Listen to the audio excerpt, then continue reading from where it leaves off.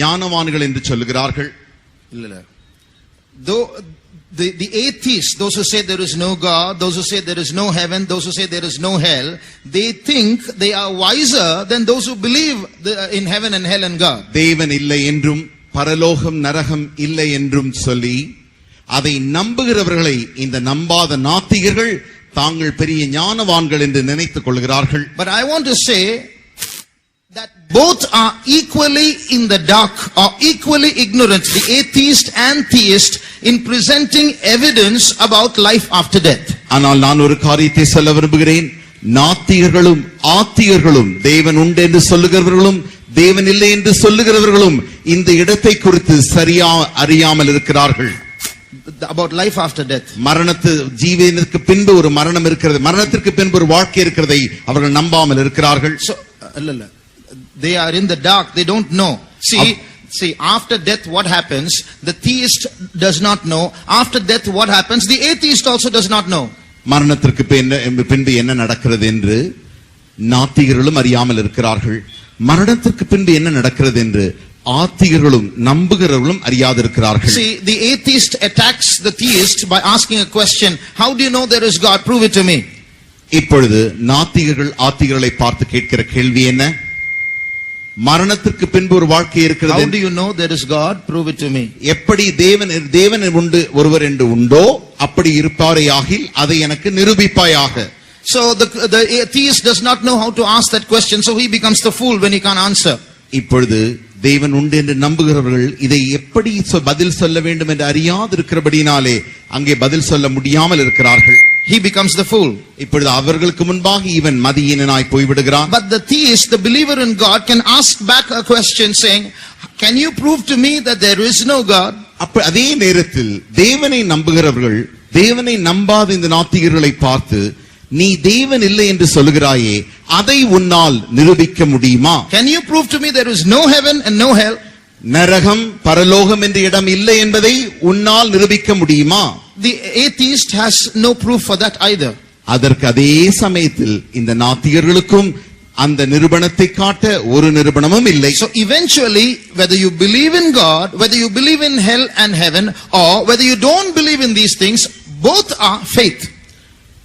கடைசியாக இது என்ன காண்கிறோம் என்றால், நீங்கள் தேவனை நம்பினாலும் பரலோகம் நரகம் இருக்கிறது என்கிற ஒரு இடத்தை நீங்கள் குறித்து நம்பினாலும் இந்த நம்பாதவர்களும் இருவருக்குமே விசுவாசம் என்கிற ஒரு காரியம் தேவையாயிருக்கிறது. The theist believes there is God and heaven and hell.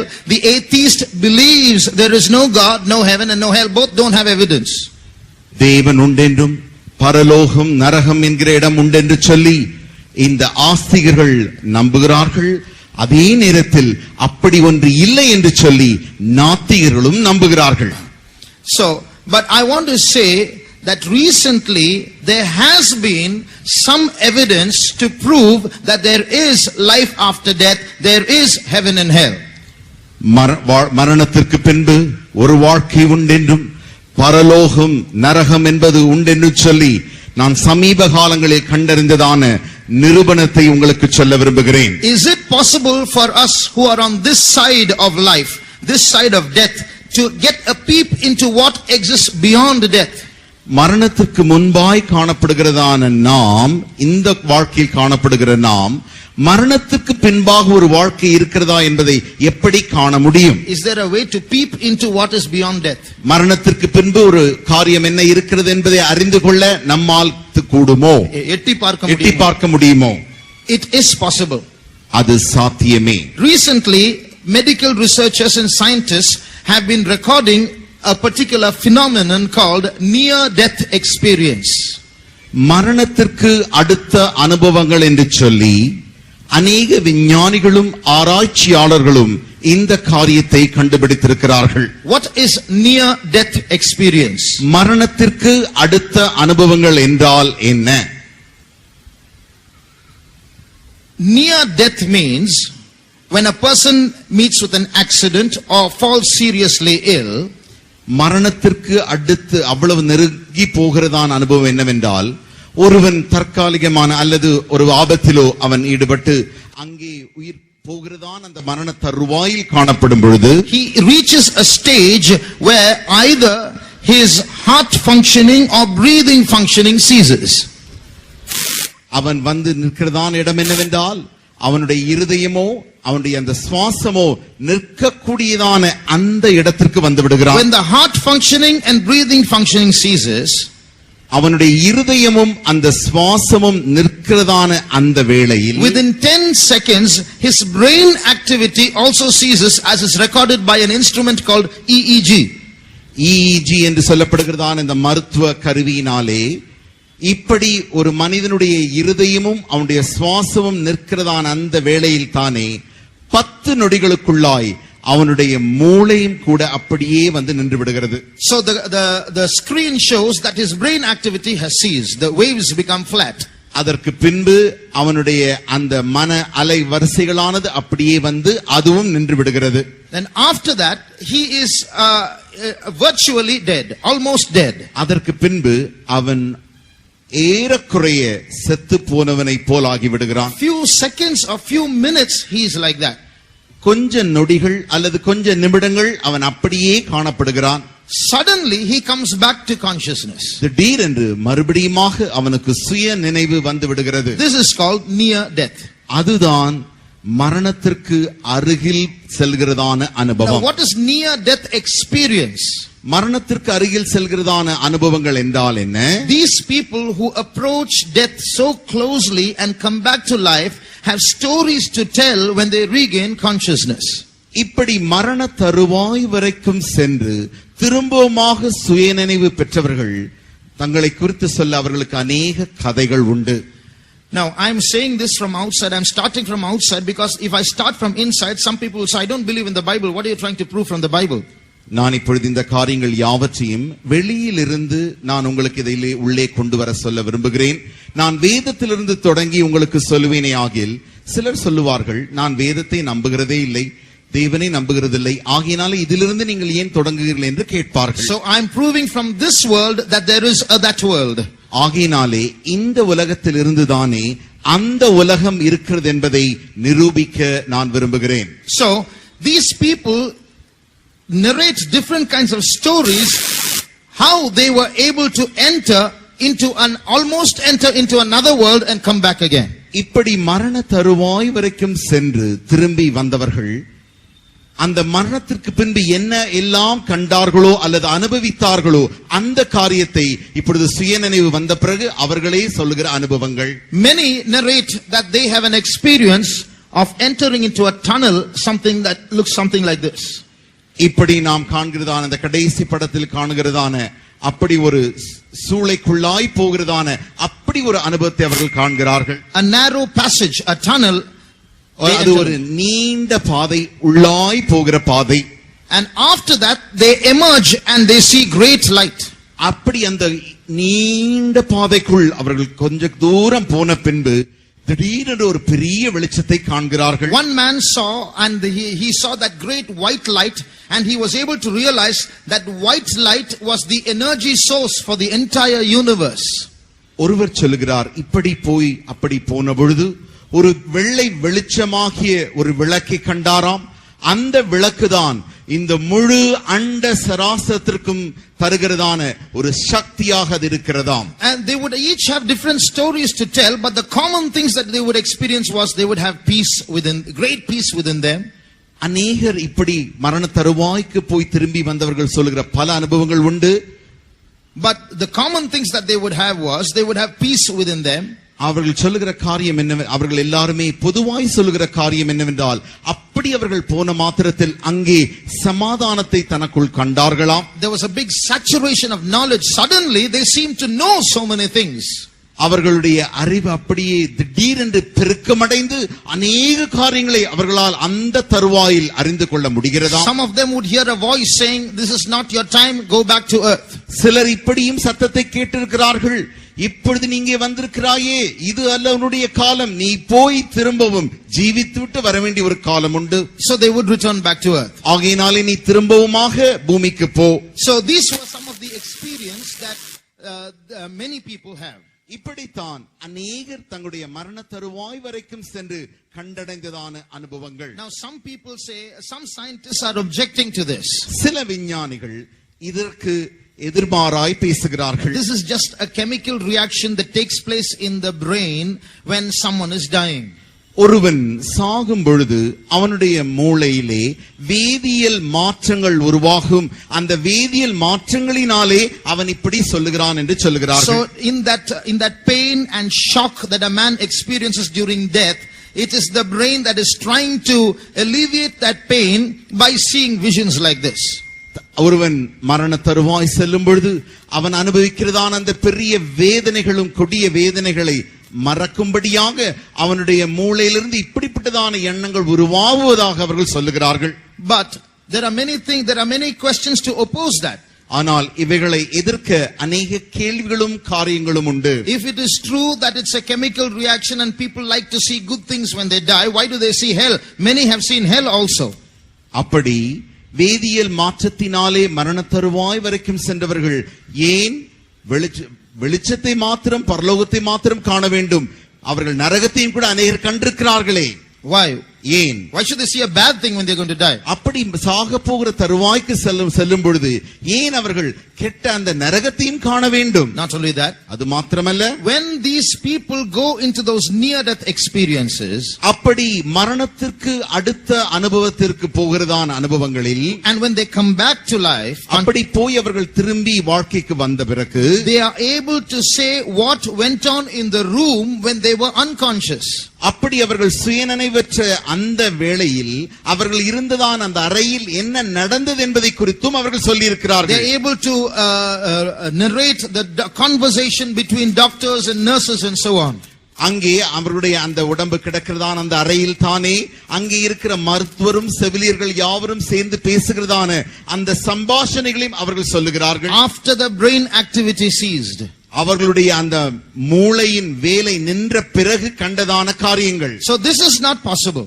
அப்படி என்றால் இது சாத்தியமல்லவே. Unless something inside them left them and was able to see it once again.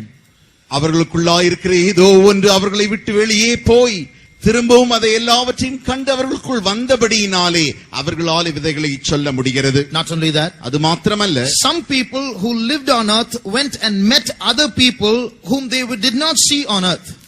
இப்படி மரண தருவாய் வரைக்கும் போய் திரும்பி வந்தவர்கள் இந்த பூமியிலே கண்டிராத சிலரை அவர்கள் அங்கே போய் கண்டதாக சொல்லுகிறார்கள். For example, உதாரணமாக, a 4-year-old boy met his grandfather when he died and when he went through this NDE and went to heaven. அவன் ஒரு 4 வயது சிறுவன் அப்படி மரண தருவாய்க்கு போன பொழுது தன்னுடைய தாத்தா மரித்ததான அந்த தாத்தாவை போய் அவன் அங்கே கண்டுவிட்டு திரும்ப வந்திருக்கிறான். He did not see his grandfather while he was on earth. அவன் இந்த பூமியில் பிறந்த நாட்களில் இருந்து அவனுடைய தாத்தாவை அவன் பார்த்ததே இல்லை. His grandfather died before he was born. அவன் பிறப்பதற்கு முன்பதாகவே அவனுடைய தாத்தா செத்து போய்விட்டார். But now when he came back to consciousness, he said, I saw grandpa. இப்பொழுது அவனுக்கு சுயநினைவு வந்த பிறகு அந்த சிறுவன் சொல்லுகிறான், நான் என்னுடைய தாத்தாவை பார்த்தேன். They had conversations together. இந்த தாத்தாவும் பேரனும் இப்பொழுது சம்பாஷிக்கிறார்கள். So to test if this was true, அது உண்மையா என்பதை அறியும்படியாக they brought photos of 3 old men, only one of which was grandpa's photo. இந்த சிறுவனிடத்தில் இப்பொழுது 3 வயதான முதியோர்களின் படத்தை கொண்டு வந்து காட்டுகிறார்கள். யார் உன்னுடைய உண்மையான தாத்தா? And he pointed to the right photo and said, this is the one, this is the person I saw. அவன் சரியாக தன்னுடைய உண்மையான நிஜ தாத்தாவின் படத்தை காட்டினான். Now if this is only chemical reaction in the brains, these things can't happen. இப்படி மூளையிலே வேதியியல் மாற்றங்கள் உருவாகி அப்படி அவன் கண்டிருப்பானே ஆகில் அவன் அந்த நிஜமான தாத்தாவை எப்படி காட்டியிருக்க முடியும்? Now who is doing research in all these things? யார் இந்த காரியங்கள் யாவற்றிலும் ஆராய்ச்சி செய்கிறார்கள்? There are 2 basic institutions. இதை குறித்து ஆராய்ச்சி செய்கிற 2 அடிப்படை நிறுவனங்கள் உண்டு. One institution is called IANDS. ஒரு நிறுவனத்தின் பெயர்தான் IANDS, International Association for Near Death Studies. சர்வதேச குழுவாகிய அந்த குழு மரணத்திற்கு தருவாயில் மரணத்திற்கு அடுத்து சென்று வருகிறதான அனுபவங்களை குறித்ததான படிப்புகளை படிக்கிறதான அந்த ஆராய்ச்சி நிறுவனம். Another institution is called NDERF, Near Death Experience Research Foundation. அடுத்த ஒரு நிறுவனம் உண்டு, அதுதான் மரணத்திற்கு அடுத்து செல்கிறதான அந்த அனுபவங்களை குறித்து ஆராய்ச்சி செய்யும் நிறுவனம். Now listen carefully. இதை நீங்கள் கவனமாய் கேளுங்கள். If there were only 5 such examples or 10 examples or 100 examples, then we can say there's some doubt about all this. இதை குறித்து 5 உதாரணமோ அல்லது 10 உதாரணமோ அல்லது 100 உதாரணங்கள் மாத்திரமே இருக்குமானால் நாம் ஒருவேளை சொல்லலாம் இதை குறித்து சந்தேகங்கள் உண்டு.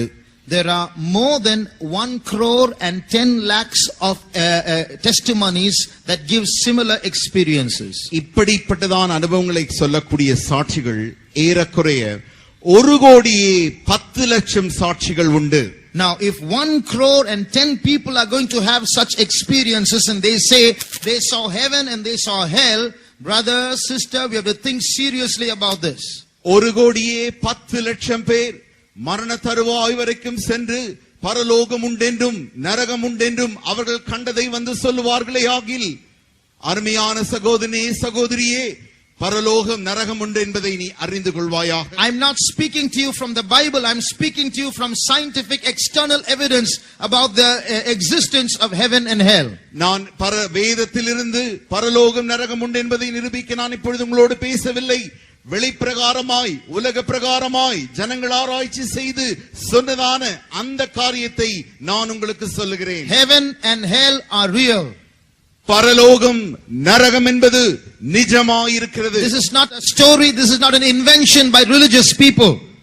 இதேதோ ஒரு கதையோ ஒரு மத குருமார்களால் கண்டுபிடிக்கப்பட்ட ஒரு கண்டுபிடிப்போ அல்ல. Both heaven and hell are places where once you go there, you can never come back again. பரலோக நரகம் என்கிறதான இடங்கள், நீ ஒரு முறை அங்கே போய்விட்டால் அங்கிருந்து நீ ஒரு காலம் திரும்பி வர முடியாது. Where you go after you die depends on how you live while you are on earth. நீ மரித்த பின்பு எங்கே செல்வாய் என்பது நீ எப்படி இந்த பூமியிலே ஜீவிக்கிறாயோ அதை பொறுத்தே காணப்படுகிறது. Normally people say all good people will go to heaven, all bad people will go to hell. சாதாரணமாக ஜனங்கள் சொல்லுவார்கள் எல்லா நல்லவர்களும் மோட்சத்திற்கும் எல்லா கெட்டவர்களும் நரகத்திற்கும் செல்வார்கள். But the Bible does not agree to that. ஆனால் வேதம் அதை ஒத்துக்கொள்கிறதில்லை. The Bible says all good people and all bad people will all go to hell. ஆனால் வேதம் சொல்லுகிறது எல்லா நல்லவர்களும் எல்லா கெட்டவர்களும் நரகத்திற்கே செல்வார்கள். You know why? ஏன் தெரியுமா? The Bible argues that all our goodness is not good enough to take us to heaven. வேதம் நம்மோடு கூட தர்க்கிக்கிற காரியம் என்னவென்றால் நமக்கு இருக்கிற எல்லா நன்மைகளும் பரலோகத்திற்கு செல்லக்கூடிய அளவிற்கு தகுதி உடையது அல்ல. There is a verse that says this in the Bible. இப்படி ஒரு வசனம் சொல்லுகிறது. Read Romans chapter 3 verse 10. ரோமருக்கு எழுதின நிருபம் 3ஆம் அதிகாரம் 10ஆம் வசனம். அந்தபடியே நீதிமான் ஒருவனாகிலும் இல்லை. As it is written, there is none righteous, no, not one. There is none righteous. In English there's extra adjectives there. No, not one. ஆங்கிலத்திலே தெளிவாய் சொல்லப்பட்டிருக்கிறது, நீதிமான் ஒருவனாகிலும், நீதிமான்களே இல்லை, நீதிமான் ஒருவனாகிலும் இல்லை. There is none that doeth good. நன்மை செய்கிறவன் ஒருவனும் இல்லை. Read Psalm 53 சங்கீதம் 53ஆம் அதிகாரம் verse 3. 3ஆம் வசனம். அவர்கள் எல்லாரும் வழி விலகி ஏகமாய் கெட்டுப் போனார்கள், நன்மை செய்கிறவன் இல்லை, ஒருவனாகிலும் இல்லை. Every one of them is gone back, they are all together become filthy, there is none that doeth good, no, not one. So what we human beings think is good and good enough or qualifies us to get to heaven is actually not good enough. மனிதர்களாகிய நாம் பரலோகத்திற்கு செல்லக்கூடிய அந்த நல்ல காரியங்கள், நன்மை இந்த எவைகள் எல்லாம் நினைக்கிறோமோ அந்த நன்மைகள் போதுமான அளவுக்கு நன்மைகளாய் அல்ல. So goodness will not take us to heaven. ஆகையினாலே நன்மை நம்மை பரலோகத்திற்கு எடுத்து செல்ல முடியாது. What then will take us to heaven? அப்படி என்றால் எது நம்மை பரலோகத்திற்கு எடுத்து செல்ல முடியும்? We will come to that a little later. அதை குறித்து நாம் பின்பாக காணலாம். But before that I want us all to close our eyes for a moment. அதற்கு முன்பாக நாம் யாவரும் கண்களை மூடும்படியாய், நான் ஒரு நிமிடம் கண்களை மூடும்படியாய் நான் விரும்புகிறேன். We just saw that heaven and hell are real. பரலோகம் நரகம் உண்டு நிஜம் என்பதை நாம் இப்பொழுதுதானே கண்டோம். We don't want these Bible studies just to end up as some philosophy.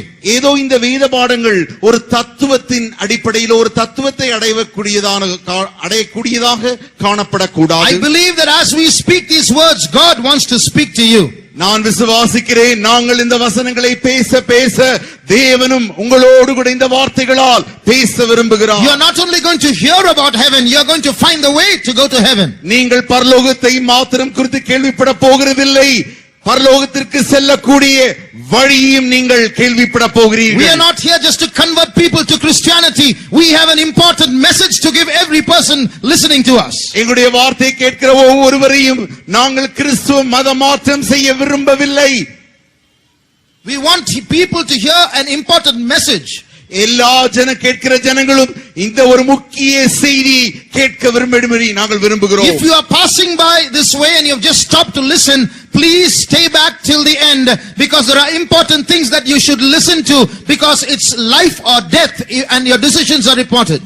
இந்த வழியிலே நீங்கள் போய்க் கொண்டிருக்கும் பொழுது இவர்கள் என்ன பேசுகிறார்கள் என்று கேட்கலாம் என்று நிற்கிறதான அருமையானவர்களை குறித்து நான் சொல்ல வேண்டிய காரியம், தயவு செய்து கடைசி வரை நின்று வாழ்க்கைக்கு பின்பு மரணத்திற்கு பின்பு ஒரு வாழ்க்கை உண்டு என்பதை குறித்ததான அந்த செய்தி நீங்கள் அறிந்து கொள்ளும்படி விரும்புகிறோம். How many want to go to heaven? எத்தனை பேருக்கு பரலோகத்திற்கு செல்ல விருப்பம்? We all want to go to heaven. நாம் யாவருமே பரலோகம் செல்ல But விரும்புகிறோம். today we must find the way to go to heaven. இன்றைக்கு பரலோகம் செல்லக்கூடியதான வழியை நாம் கண்டுபிடிக்க வேண்டும். It's not a religion.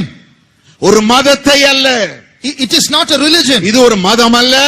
The way to heaven is not a religion. பரலோகத்திற்கு போகிறதான வழி ஒரு மதம் அல்ல. It's not a philosophy. அது ஒரு தத்துவமும் அல்ல. It's something else beyond that. அதற்கு மேலாய் காணப்படுகிற ஒரு காரியம். So do continue to listen to us before you leave this place. ஆகையினால் இந்த இடத்தை விட்டு நீ போகும் முன்பாக தயவு செய்து தொடர்ச்சியாய் இந்த செய்தியை கேட்பாயாக. Today the power of eternal life should meet those who are not saved.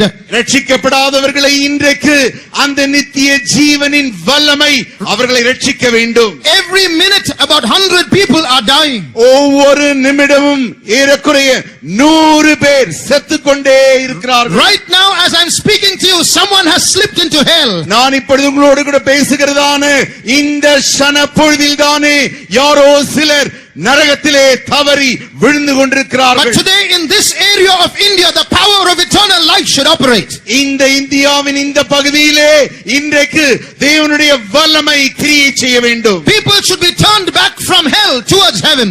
ஜனங்கள் நரகத்திலிருந்து திருப்பப்பட்டு பரலோகத்திற்கு அனுப்பப்பட வேண்டும். How many of you believe in that power to turn people from hell towards heaven? ஜனங்களை நரகத்திலிருந்து திருப்பி பரலோகத்திற்கு திருப்பக்கூடிய வல்லமையை எத்தனை பேர் இங்கே விசுவாசிக்கிறீர்கள்? Put up your hands. உங்களுடைய கரத்தை உயர்த்துங்கள். Today as you lift up in witness of that power, அந்த வல்லமைக்கு சாட்சியாய் இன்றைக்கு நீங்கள் தூக்கிய கரங்கள், that power is going to operate in our midst today. அந்த வல்லமை நம்முடைய மத்தியில் இன்றைக்கு கிரியை செய்ய போகின்றன. Some people are going to step out from darkness into light. இன்றைக்கு அநேகர் சிலர் இருளில் இருந்து வெளிச்சத்திற்கு திருப்பப்பட Some போகிறார்கள். people are going to step out of death into eternal life. சிலர் மரணத்திலிருந்து தப்பி நித்திய ஜீவனை அடைய போகிறார்கள். One more step and they would have stepped into hell, but God is going to bring them out and get them on the road to heaven. ஒரு அடி அவர்கள் இன்னும் வைத்தால் போதும், அவர்கள் நரகத்திலே விழுந்து விடுவார்கள். ஆனால் தேவன் அவர்களை நித்திய ஜீவனுக்கும் பரலோகத்திற்கும் திருப்பிக் கொண்டிருக்கிறார். The presence of God is in this place. தேவனுடைய சமூகம் நம்முடைய மத்தியில் இருக்கிறது. The power to draw souls towards heaven is in this place. ஆத்துமாக்களை பரலோகத்திற்கு இழுக்கக்கூடிய தேவனுடைய வல்லமை இங்கே இருக்கிறது. As we praise God, நாம் கர்த்தரை ஸ்தோத்திரிக்க as we speak in tongues, நாம் அந்நிய பாஷையில் பேச this power is going to enter into the souls of men. இந்த வல்லமையானது மனித ஆத்துமாக்களுக்குள்ளாய் பிரவேசிக்க போகிறது. It's going to enter into their life and bring them to life eternal. அநேகருடைய வாழ்க்கைக்குள் பிரவேசித்து அவருடைய ஜீவனை நித்திய ஜீவனுக்குள் கொண்டு வர போகிறது. 1 minute let's rejoice in the Lord. ஒரு நிமிடம் நாம் கர்த்தரில் களிகூருவோமாக. 1 minute let's praise our God. ஒரு நிமிடம் நாம் கர்த்தரை ஸ்தோத்திரிப்போமாக. Those who have already experienced eternal life, exalt your Savior. யாரெல்லாம் ஏற்கனவே நித்திய ஜீவனை பெற்றிருக்கிறீர்களோ உங்களுடைய இரட்சகரை உயர்த்துங்கள்.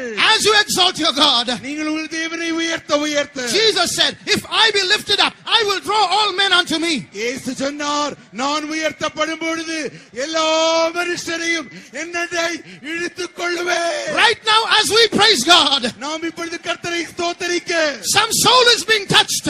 சில ஆத்துமாக்கள் தொடப்பட்டு கொண்டிருக்கின்றன. Darkness is leaving their souls. ஆத்துமாக்களில் இருந்து இருளானது நீங்கிக் கொண்டிருக்கிறது. Eternal life is entering into their spirits. அவருடைய ஆவிக்குள்ளாய் நித்திய ஜீவன் பிரவேசிக்கிறது. Oh, God, we praise you, Lord. We praise you. We praise you, Lord, for your power of eternal life, oh God. Thank you, Jesus. Thank you, Jesus. Thank you, Jesus. Hallelujah. Praise you, Lord. Praise you, Jesus. Thank you, Savior. We praise you, Lord. We praise you. We praise you. We praise you. Amen. Hallelujah. Hallelujah.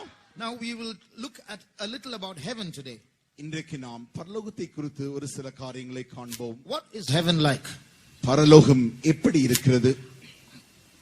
Or what is heaven not like? பரலோகம் எப்படி இல்லாமல் இருக்கிறது? We are going to see these things today in brief. அதை நாம் சுருக்கமாய் இன்று காணப்போகிறோம். First of all, I want to tell you a few things about what heaven is not. பரலோகம் என்ன இல்லை என்பதை நான் முதலாவது சொல்ல விரும்புகிறேன். I won't give you references immediately. அதற்காக நான் உடனடியாக உங்களுக்கு வசனங்களை சொல்ல போவதில்லை. But this will be proved when we see what heaven is like through references. நாம் வசனத்தின் மூலமாக பரலோகம் எப்படி இருக்கிறது என்பதை நாம் காணும் பொழுது இதை நாம் விளங்கிக் கொள்ளலாம். There are many things to say. I will just say a few. அநேக காரியங்களை சொல்ல உண்டு, ஆனால் சில காரியங்களை சொல்ல விரும்புகிறேன். One, there is no boredom in heaven. பரலோகம் என்கிறதான இடத்தில் நமக்கு அங்க சலிப்பே கிடையாது. In spite of all the entertainments and excitements and pleasures that this world offers, boredom still exists. இந்த உலகத்தில் நீங்கள் பார்க்கும் பொழுது பல கேளிக்கைகளும் பலவிதமான காரியங்களும் நன்றாக அவர்கள் சந்தோஷமாய் இருக்கும்படி இருந்தாலும் அவைகள் எல்லாவற்றையும் அனுபவித்து கடைசியில் அவனுக்கு சலிப்பு தட்டி விடுகிறது. Why? ஏன்? The soul of man is made to experience what is infinite, not what is finite. மனிதனுடைய ஆத்துமாவானது அந்த முடிவில்லாத அந்த காரியத்தை அனுபவிக்கவே உருவாக்கப்பட்டிருக்கிறதே தவிர இந்த முடிவுள்ள காரியங்களை அல்ல. That's why this soul can never be satisfied with anything in this world. ஆகையினால் தான் இந்த ஆத்துமாவானது இந்த உலகத்தில் இருக்கிற எந்த காரியங்களினாலே அது ஒரு காலும் திருப்தி அடைவது இல்லை. You buy a new car, or you go after get a good job, or you earn some money, or you put on a new dress, or you watch a movie. All this has its excitement only for some time. After that, you have to do something else, otherwise boredom will set in. நீங்கள் ஒரு நல்ல காரை வாங்கினாலோ, நல்ல வேலை கிடைத்தாலோ, நல்ல காரியங்களை செய்து நல்ல பொருட்களை நீங்கள் பெற்றுக்கொண்டாலோ, இவைகள் யாவுமே ஒரு திருப்தியை கொஞ்ச நேரம் கொடுத்துவிட்டு அதற்கு பின்பு திரும்பமாக அந்த அதிருப்தி தொடர்கிறது. Only heaven can satisfy our souls. ஆனால் பரலோகம் மாத்திரமே நம்முடைய ஆத்துமாவை திருப்தி செய்ய முடியும். When I was young, I was thinking about what heaven would be like. நான் சிறுவனாக இருந்த பொழுது பரலோகம் எப்படி இருக்கும் என்று நான் யோசித்து பார்த்து கொண்டிருந்தேன். I had my own imagination about heaven. பரலோகத்தை குறித்து எனக்கு சொந்த கற்பனைகள் உண்டாயிருந்தது. In heaven I thought there'll be all mountains and green grass, beautiful scenery. நான் நினைத்தது என்னவென்றால் பரலோகத்திலே நல்ல மலைகளும் பசும் புல்களும் அப்படி நன்றாக பார்க்கக்கூடிய நல்ல காட்சிகளுமாய் இருக்கும் என்று நினைத்தேன். Birds flying in the air. அங்கே பறவைகள் நன்றாக பறந்து கொண்டும், people running about here and there, sitting under every tree. There will be benches where people can relax. ஒரு இடத்திலும் நல்ல மரங்கள் இருக்கும், அதற்கு கீழே நாற்காலிகள் இருக்கும், அங்கே ஜனங்கள் உட்கார்ந்து நன்றாக இளைப்பாறிக் கொண்டிருப்பார்கள் என்று நினைத்தேன். How long can you sit under a tree and relax? எவ்வளவு நேரம் ஒரு மரத்திற்கு கீழே உட்கார்ந்து கொண்டு இளைப்பாரியே கொண்டிருக்க முடியும்? But on the other side, maybe in groups, in many groups, you'll all sit together and say hallelujah, praise the Lord.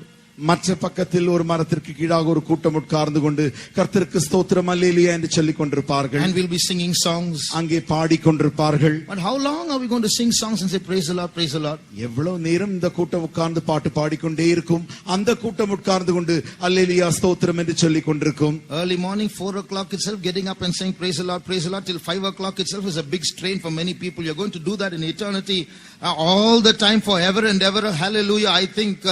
I was thinking, oh, that's going to be boring then. நான் நினைத்தது என்னவென்றால் அதிகாலை 4 மணிக்கு நாம் எல்லாரும் எழுந்து 5 மணி வரை அல்லேலூயா ஸ்தோத்திரம் என்று சொல்வதே மிகவும் நமக்கு மிக கஷ்டமாக இருக்கிறதே.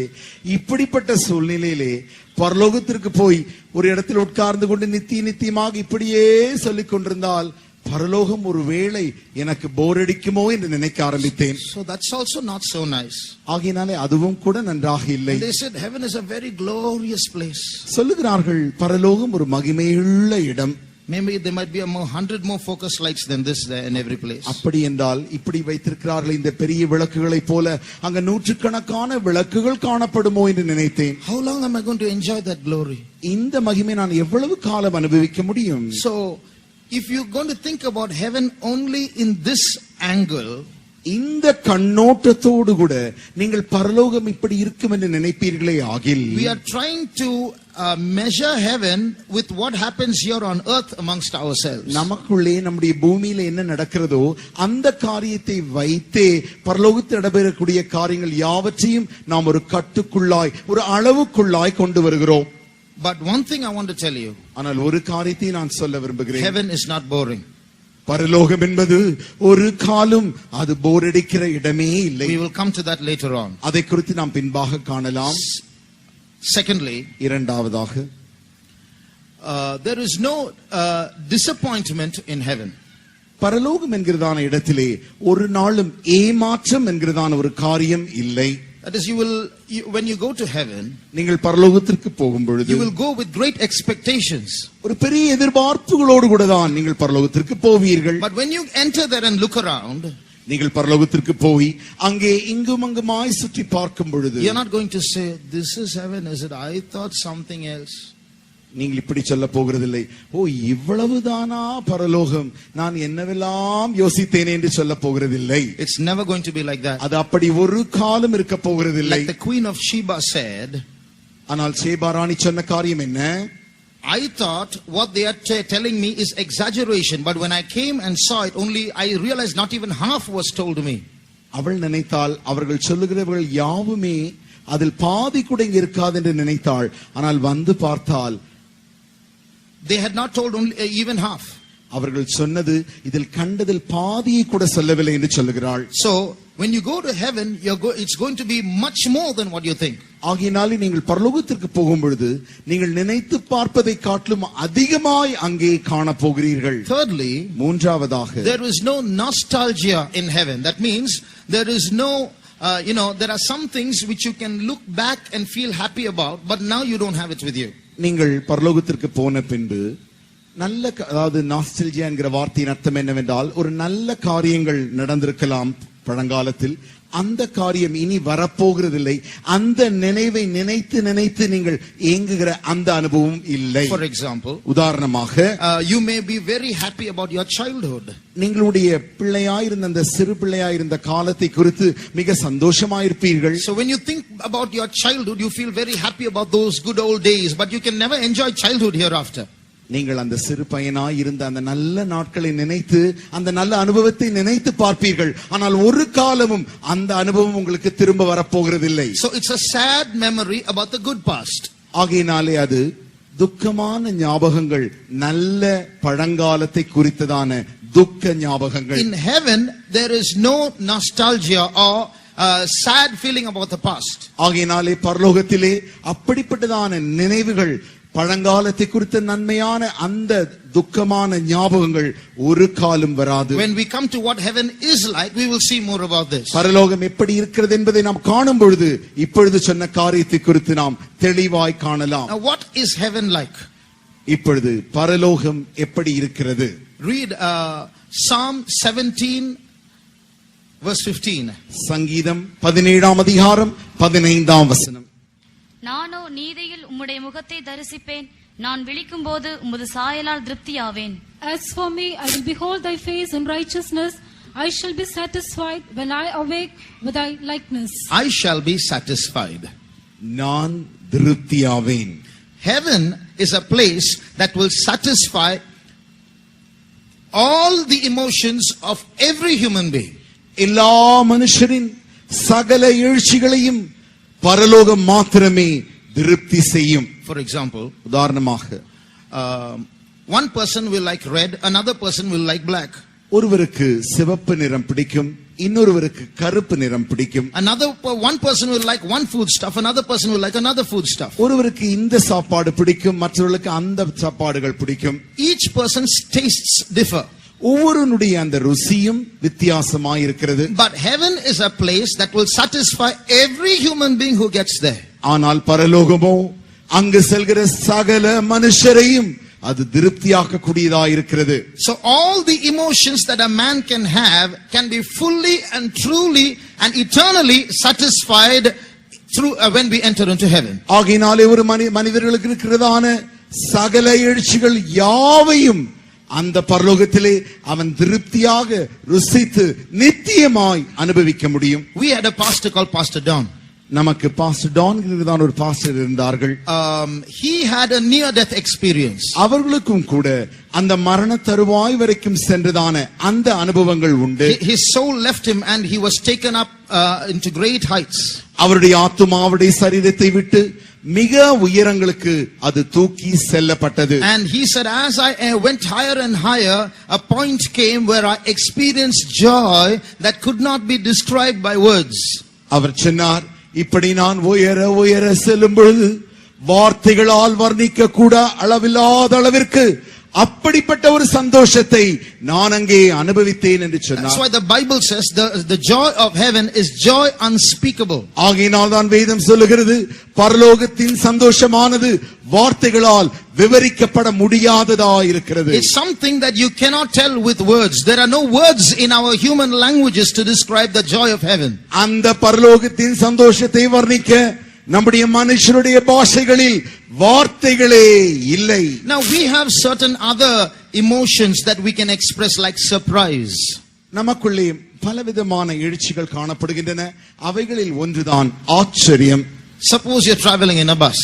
உதாரணமாக நீங்கள் ஒரு பேருந்தில் பயணம் செய்வீர்களே ஆகில் and you befriend the one next to you.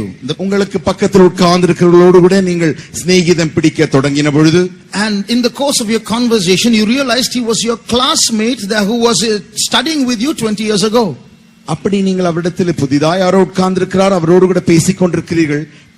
பேசதான் விளங்குகிறது, 20 ஆண்டுகளுக்கு முன்பாய் நான் படித்ததான் அதே என்னுடைய வகுப்பில் தான் இவரும் படித்தார் என்று நீங்கள் அறிந்த மாத்திரத்தில் you will say, what a surprise, என்ன ஆச்சரியமா இருக்கிறது என்று சொல்வீர்கள் அல்லவா? So that's called surprise. அதுதான் ஆச்சரியம். In heaven also there will be many surprises. பரலோகத்திலும் கூட பல ஆச்சரியங்கள் உண்டு. Some people we think will never go to heaven, you will see them there. நாம் சிலரை பார்த்து நினைப்போம், இவர்கள் ஒரு காலம் பரலோகம் செல்ல மாட்டார்கள் என்று. ஆனால் நீங்கள் அங்கே சென்ற பிறகு அவர்களை பரலோகத்தில் பார்ப்பீர்கள். Some people you think you'll surely see in heaven, you won't find them there. சிலரை நீங்கள் நினைத்திருப்பீர்கள், இவர்களை கண்டிப்பாக நான் பரலோகத்தில் பார்ப்பேன். அப்படி நீங்கள் பரலோகத்திற்கு போன பொழுது அவர்கள் அங்கே இல்லை. So there will be surprises like that in heaven. ஆகையினால் இப்படிப்பட்ட ஆச்சரியங்கள் பரலோகத்தில் காணப்படுகின்றன. We have many questions that don't have answers right now. இப்பொழுது நமக்கு अनेक கேள்விகள் உண்டு, அதற்கு சரியான பதில்கள் இல்லை. But when you go to heaven and Jesus answers our questions, we are going to be surprised at the answers he gives. நாம் பரலோகத்திற்கு போன பொழுது நாம் இருக்கிறதான இந்த கேள்விகள் யாவற்றிற்கும் இயேசுவானவர் தாமே பதில்களை தரும் பொழுது அந்த பதில்களினாலே நாம் ஆச்சரியம் அடைவோம். When you go to heaven and you receive the rewards, our rewards in heaven, நாம் பரலோகத்திற்கு போன பின்பு நாம் நம்முடைய பிரதிபலன்களை பெறும் பொழுது we are going to be surprised. அதை குறித்து நாம் ஆச்சரியம் அடைவோம். Lord, all this for me, are you sure? ஆண்டவரே, இப்படி பிரதிபலன்களை எனக்கு தருகிறீரே, இது எனக்கு தானா? நீ சரியாய் பார்த்தீரோ? So God is going to shower us with so many rewards that we realize that we are not worthy to get it all. தேவன் நமக்கு தருகிறதான அந்த பிரதிபலன்களை நாம் காணும் பொழுது அந்த பிரதிபலன்களுக்கு நாம் தகுதியே இல்லை என்பதை நாம் உணரப் போகிறோம். We are going to be surprised in heaven. நாம் பரலோகத்திலே ஆச்சரியங்களால் அடைய போகிறோம். There's another emotion called wonder.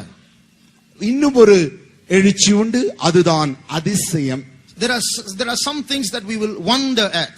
சில காரியங்களை குறித்து நாம் அதிசயம் அடைவோம். For example, you look at this scenery here. இங்கே காண்கிறதான இந்த காட்சியை பாருங்கள். Maybe we here may not wonder at it, but people who have never seen the sea will wonder at such a scene. இந்த படத்தை பார்த்து நாம் ஒருவேளை அதிசயம் அடையாமல் இருக்கலாம். இதை காணாதவர்கள் இப்படிப்பட்ட ஒரு படத்தை பார்க்கும் பொழுது அதிசயம் அடைந்து விடுவார்கள். The silhouette of those coconut trees against the red sky. அந்த நீங்கள் ஒரு அந்த மரத்தின் இந்த படத்திலே பார்க்கும் பொழுது அந்த மரத்தின் அடியிலே காணப்படுகிறதான அந்த நிழற்படத்தை, the golden glow of the sun against the evening sky. மாலை வேளையில் வானத்தில் மேகத்தில் காணப்படுகிறதான அந்த சூரிய அந்த பிரகாச வட்டம். Look at the clouds in the sky moving from red to black like the work of an artist. அந்த வானத்தை நீங்கள் மாலை பார்க்கும் பொழுது பாருங்கள், அந்த மேகம் எப்படி ஒரு வரைகிறவன் நன்றாக வரைகிறானோ அதுபோல ஆரஞ்சு நிறத்திலிருந்து தான் இந்த மேகங்கள் கருப்பு நிறமாக மாறிக்கொண்டிருக்கிறது. It makes you wonder. இதையெல்லாம் காணும் பொழுது நம்மை அதிசயமாய் பார்க்க Now, விரும்புகிறது. you must realize that these emotions are only there for human beings, not for animals. நீங்கள் இந்த காரியங்களை அவற்றை நன்றாக புரிந்து கொள்ள வேண்டும். நான் சொன்ன இந்த எழுச்சிகள் யாவும் மனிதர்களுக்கு மாத்திரமே உண்டே தவிர மிருகங்கள் ஒரு நாளும் இந்த எழுச்சிகளுக்கு அவர்களுக்கு இல்லை. You look at these pictures, you will say, wow, so beautiful. நீங்கள் இந்த படத்தை ஒரு நல்ல காட்சி கண்ட பின்பு என்ன அழகாக இருக்கிறது என்று அதிசயம் அடைந்து விடுகிறீர்கள். But you take a printout of this picture and show it to a cow. நீங்கள் இந்த படத்தை ஒரு நன்றாக போட்டோ படம் எடுத்து அதை நீங்கள் கொண்டு போய் ஒரு மாட்டிற்கு காட்டுவீர்களே ஆகில், it won't say wow, it will open its mouth and eat up the photograph. அது பார்த்து அழகாக இருக்கிறது வாயை திறக்காது, மாறாக நேராக வாயினால் வந்து அந்த காகிதத்தை பிடித்து நன்றாக அசை போட்டு விடும். So they don't appreciate wonder and surprise. ஆகினாலே மிருகங்கள் ஒரு காலம் அதிசயங்களை குறித்தும் ஆச்சரியங்களின் எழுச்சிகள் அடையவே முடியாது. Why has God put these emotions into us? ஆனால் தேவன் ஏன் நமக்கு மாத்திரமே இந்த எழுச்சிகளை நமக்குள் வைத்திருக்கிறார்? Because when we go to heaven, we will appreciate heaven. ஏனென்றால் நாம் பரலோகத்திற்கு போன பின்பு பரலோகத்தை நாம் அதிசயமாய் ஆச்சரியமாய் பார்க்கும்படியாக only human beings will be able to understand and admire the beauties of heaven. பரலோகத்தின் அந்த அழகுகளை மனிதகுலம் மாத்திரமே கண்டு ஆச்சரியம் அதிசயம் அடைய முடியும். There is another emotion in us. நமக்குள்ளே இன்னும் ஒரு எழுச்சி உண்டு. It's the longing to know the unknown. தெரியாத ஒன்றை அறிந்து கொள்ளும்படியாக அந்த தூண்டுதல். A curiosity to know what is beyond, what is unknown to you. நமக்கு தெரியாத ஒரு காரியத்தை தெரிந்து கொள்ளும்படி அப்படி தேடுதலான ஒரு தேடுதல். That's an emotion in every human being. அதுதான் மனிதர்களுக்குள்ளாக இருக்கு, அதுவும் ஒரு எழுச்சியாக இருக்கிறது. As evidence, நிருபமாக right now, இப்பொழுதுதானே in all of you, உங்கள் எல்லாருக்குள்ளும் there is something that you want to know. ஏதோ ஒன்றை நீங்கள் அறிந்து கொள்ளும்படி ஒரு தேடுதல் உங்களுக்குள் இருக்கிறது. Something in this sermon that was left unfinished. இந்த செய்தியில் ஏதோ ஒரு காரியம் இன்னும் முடிவடையாமல் இருக்கிறது. Something that you think needs to be mentioned. ஏதோ ஒரு காரியத்தை இவர் சொல்லித்தான் ஆக வேண்டும் என்று அந்த காரியத்தை நீங்கள் எதிர்பார்த்து கொண்டிருக்கிறீர்கள். Can anyone say what is that? அது என்ன என்று யாராலும் சொல்ல முடியுமா?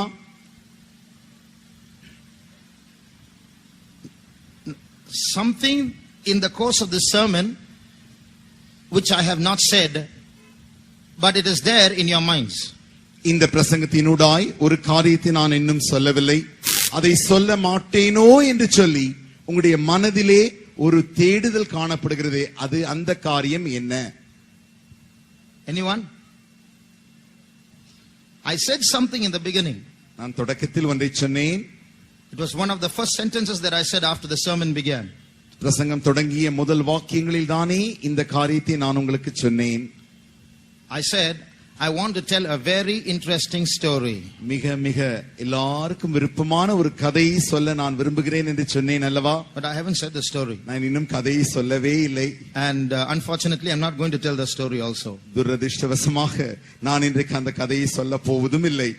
Now what happens is when that statement was made, from then for those who heard that statement, there will always be a consciousness, a longing to know what is that he forgot. அந்த கதை சொல்லுவேன் என்று அவர் தொடக்கத்திலே நான் சொன்ன மாத்திரத்தில் தானே சிலருக்குள் ஒரு தேடுதல் மனதிலே தூண்ட ஆரம்பிக்கிறது.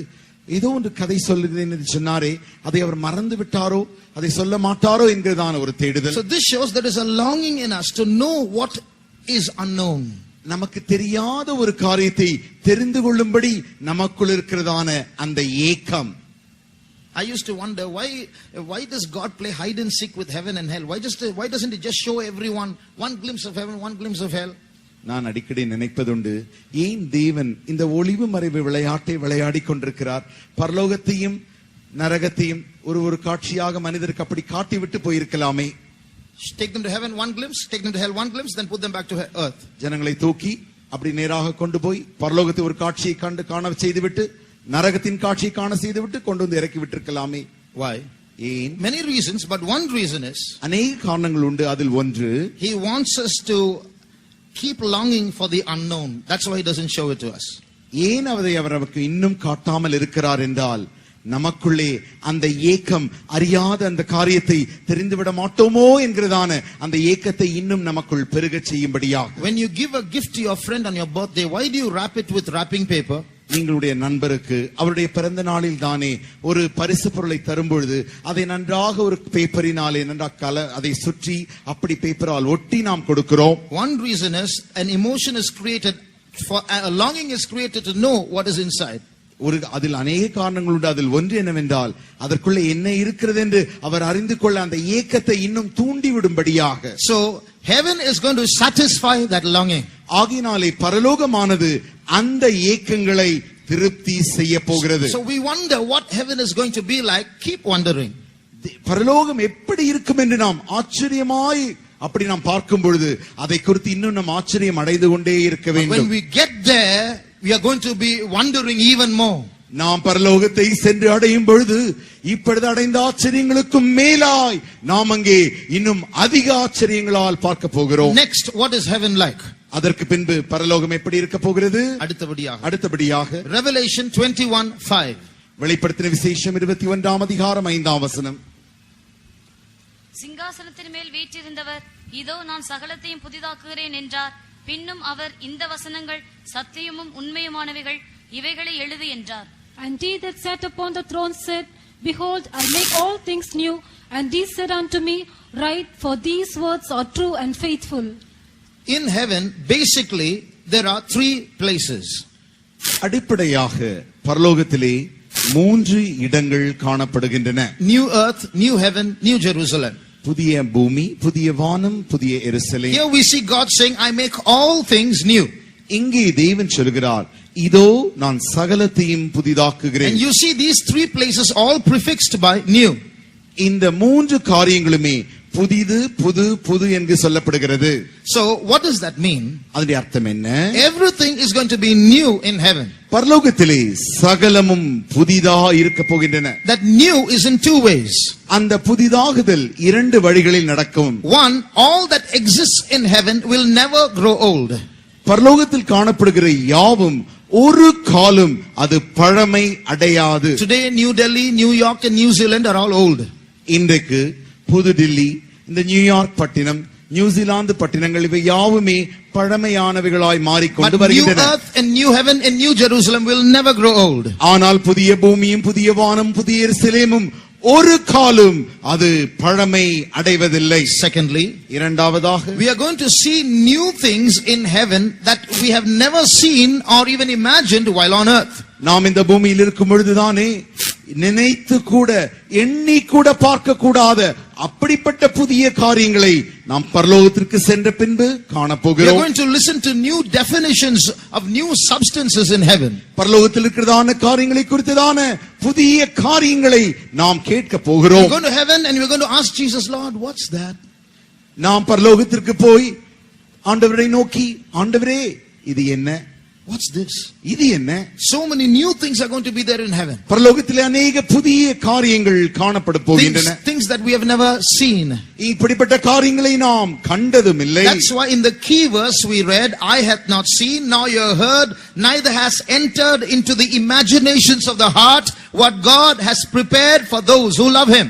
தேவன் தம்மில் அன்பு கூறுகிறவர்களுக்கு ஆயத்தம் பண்ணினவர்களை கண்கள் கண்டதும் இல்லை, காதுகள் கேட்டதும் இல்லை, அவனுடைய இருதயத்தில் அவைகள் தோன்றினதும் இல்லை. So God is preparing something very, very new for human beings who have a close relationship with God. தேவனோடு கூட நெருங்கிய உறவு வைத்திருக்கிறதான மனிதர்களுக்கு தேவன் அநேக காரியங்களை ஆயத்தம் செய்து கொண்டிருக்கிறார். Not only that, அது மாத்திரமல்ல, like I used to imagine, as I told you, so we'll be sitting under green trees and relaxing, but that's not going to be the case in heaven. நான் ஏற்கனவே சொன்னேன், நான் சிறுவனாய் இருந்தபொழுது யோசித்தது வண்ணமாக பரலோகத்திற்கு போய் ஒரு மரத்தடியில் உட்கார்ந்து அந்த பசுமையான புல்களின் மத்தியில் உட்கார்ந்து இருப்போம் என்று சொன்னேனே, அது அப்படி இருக்க போகிறதும் இல்லை. We are going to be very busy in heaven. பரலோகத்திலே நாம் மிக அலுவலாய் இருக்க போகிறோம். The Bible says his servants shall serve him. வேதம் சொல்லுகிறது அவருடைய ஊழியக்காரர்கள் அவரை சேவிப்பார்கள். You read that in Revelation 22. அதை நீங்கள் வெளிப்படுத்தின விசேஷம் 22ஆம் அதிகாரத்தில் வாசிக்கிறீர்கள். That means there is work in heaven. அதிலிருந்து நாம் விளங்கிக் கொள்கிறோம் பரலோகத்திலே வேலைகள் உண்டு. There is ministry in heaven. பரலோகத்திலே ஊழியங்கள் உண்டு. Not only that, அது மாத்திரமல்ல, there is growth and development and expansion in heaven. பரலோகத்திலே வளர்ச்சி விரிவாக்கம் உண்டாக போகிறது. Read Isaiah chapter 9. ஏசாயா 9ஆம் அதிகாரம் And read verse 7. 7ஆம் வசனம். தாவீதின் சிங்காசனத்தையும் அவனுடைய ராஜ்யத்தையும் அவர் திடப்படுத்தி அதை இது முதற் கொண்டு என்றென்றைக்கும் நியாயத்தினாலும் நீதியினாலும் நிலைப்படுத்தும்படிக்கு அவருடைய கர்த்தத்துவத்தின் பெருக்கத்துக்கும் அதன் சமாதானத்துக்கும் முடிவில்லை. சேனைகளின் கர்த்தர் Of the increase of his government and peace, there shall be no end. Of the increase of his government, there shall be no end. அவருடைய கர்த்தத்துவத்தின் பெருக்கம் எப்பொழுதும் உண்டாயிருக்கும், அதற்கு முடிவில்லை. What does that mean? அதன் அர்த்தம் என்ன? It doesn't say his government is an endless government. அவருடைய கர்த்தத்துவமானது முடிவில்லாத கர்த்தத்துவம் என்று சொல்லவில்லை. It says the increase of the government is endless. அவர் சொன்ன காரியம் அவருடைய கர்த்தத்துவமாகிய அரசாங்கமானது அது கர்த்தத்துவத்தின் பெருக்கத்திற்கு முடிவில்லை. அவருடைய கர்த்தத்துவத்தின் பெருக்கத்திற்கு முடிவில்லை. So that means it's not an endless government like going from age to age. It's endless expansion. It's endless development. ஆகினாலே ஏதோ முடிவுள்ள ஒரு கர்த்தத்துவத்தின் முடிவு வருகிறது என்ற அர்த்தமல்ல. அந்த கர்த்தத்துவத்தின் பெருக்கத்திற்கு ஒரு காலம் முடிவே வருவதில்லை. So it's not only an endless government, it's an endless growth as well. அது முடிவில்லாத கர்த்தத்துவம் மாத்திரமல்ல, அந்த கர்த்தத்துவத்தின் பெருக்கத்திற்கும் முடிவே இல்லை. So there's going to be growth and development and expansion in heaven eternally, endlessly. ஆகையினாலே பரலோகத்திலே வளர்ச்சியும் பெருக்கமும் நித்தியமாய் காணப்பட போகிறது. Not only that, அது மாத்திரமல்ல, heaven is going to be everybody's home. If a man gets there, it's going to be his home. பரலோகமானது ஒரு மனிதன் பரலோகத்திற்கு செல்வானேயாகில் அது மனிதர்கள் தங்கக்கூடிய அந்த இல்லமாய் அது மாறப்போகிறது. For example, we all have our homes. உதாரணமாக நம் யாவருக்குமே நமக்கு இல்லங்கள் உண்டு. No matter how much you study in hostel and how much you like to be there, no matter how many friends are there, there's nothing as sweet as home, isn't it? நாம் என்னதான் போய் கல்லூரியிலே அல்லது விடுதியிலே தங்கி மற்றவர்களோடு கூட சேர்ந்து நன்றாக படித்தாலும் தங்கி இருந்தாலும் சரி, நாம் தங்குறதான அந்த வீடு அந்த இல்லத்தை போல் ஒன்றும் அமையாதல்லவா? So just like that, heaven is going to be a home if we get there. அதே வண்ணமாக பரலோகமும் நாம் அங்கே செல்லும் பொழுது அது நாம் தங்குகிறதான சொந்த வீடாய் இல்லமாய் அது மாறப்போகிறது. No person who goes to heaven will be homesick. அந்த பரலோகத்திற்கு போகிற ஒருவனும் வீட்டை குறித்து அந்த கவலை ஒரு காலம் வராது. No one who has ever had a peep into heaven has ever wanted to come back from there. பரலோகத்தை எட்டி பார்த்த ஒருவரும் கூட திரும்பவுமாய் பூமிக்கு வர விரும்பினதே இல்லை. Heaven is so beautiful, it overwhelms them that they forget their family, their parents, their dear ones, their home and their education. They just want to be there all the time. பரலோகமானது அவ்வளவு அழகு நிறைந்ததான இடமாய் இருக்கிறபடினாலே, அந்த அழகு அவர்களை தழுவிக் கொண்டிருந்தபடினாலே, ஒரு காலம் அந்த சமயத்தில் தன்னுடைய வீட்டையோ குடும்பத்தையோ இங்கிருக்கிற காரியம் ஒன்றையும் குறித்து அவள் ஒரு காலம் நினைவிலும் கொள்வதில்லை, கவலையும் கொள்வதில்லை. There was a missionary who went to Africa. ஆப்பிரிக்க தேசத்திற்கு ஒரு சுவிசேஷகர் சென்றார். And he served there for many years, for about 25 years. 25 ஆண்டுகளுக்கு மேலாய் அவர் அங்கு ஊழியம் செய்தார். He served in the African jungles amongst tribal people. அங்கே இருந்ததான ஆப்பிரிக்க தேசத்திலே காடுகளில் இருக்கிறதான அந்த ஆதிவாசிகளின் மத்தியிலே அவர் ஊழியம் செய்தார். Then after that, after 25 years of roughing it out in Africa, அந்த 25 ஆண்டு காலம் அப்படி ஊழியம் செய்துவிட்டு he was coming back to his hometown to America by ship. திரும்பமாக தன்னுடைய சொந்த வீடு இருக்கிறதான அந்த அமெரிக்க தேசத்திற்கு அவர் கப்பலின் மூலமாய் திரும்பி வந்தார். In the same ship, the president of America was coming. அதே கப்பலில் தானே அந்த அமெரிக்க ஜனாதிபதியும் அதிலே பிரயாணம் செய்தார். He had gone there for 3 weeks of hunting. இந்த ஆப்பிரிக்க காடுகளுக்கு இந்த அமெரிக்க ஜனாதிபதி 3 வாரம் அந்த காடுகளின் வேட்டை என்கிறதான ஒரு கேளிக்கைக்காக போயிருந்தார். And while he was coming back, அப்படி அவர் திரும்பி வரும் பொழுது, as the ship entered the harbor, இப்பொழுது இந்த கப்பலானது துறைமுகத்தை அடையும் பொழுது, there were bands waiting to welcome the president. இப்பொழுது ஜனாதிபதி இந்த கப்பலில் வருகிறபடியினாலே மேள வாத்தியங்கள் யாவும் வாசிக்கும்படி ஆயத்தமாய் தரையில் காணப்பட்டன. And with a 21 gun salute, they welcomed the president. 21 துப்பாக்கி முழக்கங்களோடு கூட ஜனாதிபதியை வரவேற்கிறார்கள். This man, this missionary felt very sad. இப்பொழுது இந்த சுவிசேஷகர் இதை கண்டு மிக துக்கமடைந்தார். Lord, what is this? ஆண்டவரே, இது என்ன? 25 years I served you in the jungles of Africa amongst missionaries. I come back, there's no one to welcome me. But this president goes to Africa for 3 weeks of leisurely hunting. He comes back and here's a band welcoming him. Is this fair, Lord? ஆண்டவரே, இது என்ன? நான் 25 ஆண்டு காலமாய் அந்த ஆப்பிரிக்க காடுகளுக்கு சென்று அங்கே இருக்கிற ஆதிவாசிகளுக்கு உமக்காய் நான் ஊழியம் செய்து திரும்பி வரும்பொழுது வரவேற்க ஒன்றையும் காணோம். ஆனால் இந்த ஜனாதிபதியை நீர் பாரும். அவர் இந்த ஆப்பிரிக்க காடுகளுக்கு 3 வாரம் வேட்டையாடுதல் என்கிறதான விளையாட்டிற்கு வந்துவிட்டு அவர் திரும்பி வருகிறார். இவரை வரவேற்க இப்படி மேளதாள வாத்தியங்கள், இது நியாயமோ என்று அவர் ஆண்டவரை பார்த்து கேட்டார். When I come home, there's no one to welcome me. He comes home, there's a big crowd to welcome him. நான் என்னுடைய சொந்த தேசத்திற்கு திரும்பி வரும்பொழுது என்னை வரவேற்க ஒருவரும் இல்லை. இந்த ஜனாதிபதிக்கோ இத்தனை பேர்கள் இருக்கிறார்கள். Then he heard a voice. அப்பொழுது அவருக்கு ஒரு சத்தம் கேட்டது. You are not yet come home. நீ இப்பொழுதும் நீ திரும்பி, இது அல்ல என்னுடைய வீட்டிற்கு நீ திரும்பி வந்த காரியம். You have not yet come home. நீ இன்னும் வீட்டுக்கு திரும்பி வரவில்லை. In other words, மற்ற வார்த்தைகளில், that missionary's home is not America, it's heaven.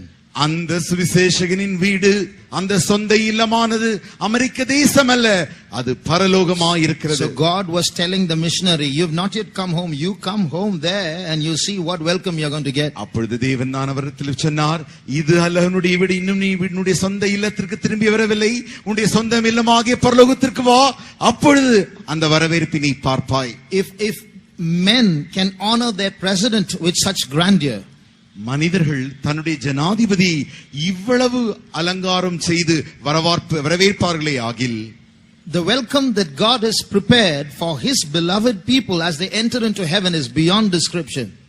தேவன் தன்னுடைய அருமையான ஜனங்கள் பரலோகத்திற்கு வரும்பொழுது அவர்களுக்கு ஆயத்தம் பண்ணினதான வரவேற்பானது வர்ணிக்கவே முடியாது. Wait and see till you get home.